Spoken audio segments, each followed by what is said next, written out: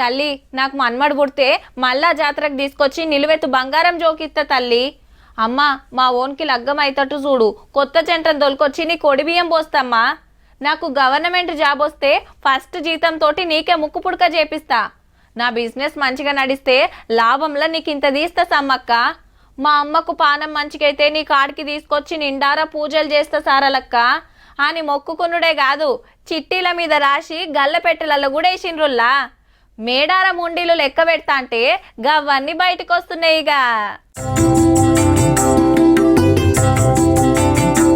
ఏ కీసల సర్పు నీళ్ళలో నానబెట్టి మరకలు పోయేటట్టు మంచి గడిగి పక్క కార పెడుతున్నారు అక్కలు. బెల్లం, కొబ్బరి నీళ్లు, పసుపు బియ్యం మంచి నోట్లు ఖరాబ్ అయితే ఇట్లా గడుగుతున్నారు అన్నట్టు.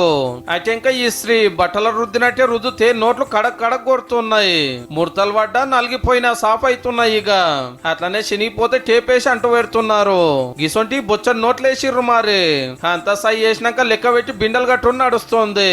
మేడారం హుండీలు లెక్క పెట్టే వాటి 6 రోజులు ఇయాల్టికి అయినా ఒడవనేలే 828 గల్లపెట్టలాయే 1.5 మంది భక్తులు వచ్చే. ఎవరికి దోషినంతాలు చదివిస్తే గా పైకం వేస్తానికి దినా 300 మంది పని చేస్తున్నారు హన్మకొండల.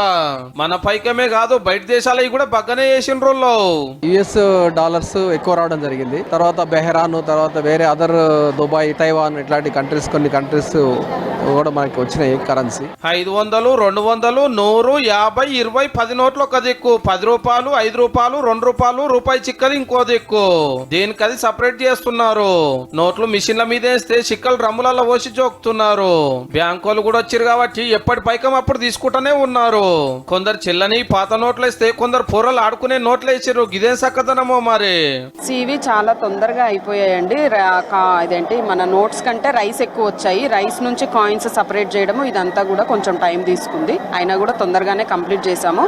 బట్ కాయిన్స్ ఒకటి మనం సార్ట్ అవుట్ చేస్తున్నాం డినామినేషన్ ప్రకారం. అమ్మవారికి సంబంధించిన భక్తులు వేసినటువంటి నోట్లు ఏమీ పాడవలేదండి. దాంతో ఏదో కొంచెం హుండీల మీద కొబ్బరికాయలు కొట్టిన వాటిని కొంచెం ఇదయ్యాయండి. వాటిని మేము మళ్ళీ సర్పు నీళ్ళలో వేసి చేసి అవి కూడా బ్యాంక్ వాళ్ళకి ఇవ్వడానికి మేము అన్ని రకాల చర్యలు చేపట్టడం జరుగుతుంది. కొన్నిటికో బాగా అతకపోయినాయి, కొన్ని చినిగినాయి అన్ని చిన్నగా తీసి ఆడబెడతాం. నోట్లని ఐరన్ చేస్తున్నాం. అవి వాష్ చేశారు కదా, అందుకోసమని మళ్ళీ ఐరన్ చేస్తే స్టిఫ్నెస్ స్మూత్నెస్ వచ్చేస్తున్నాయి.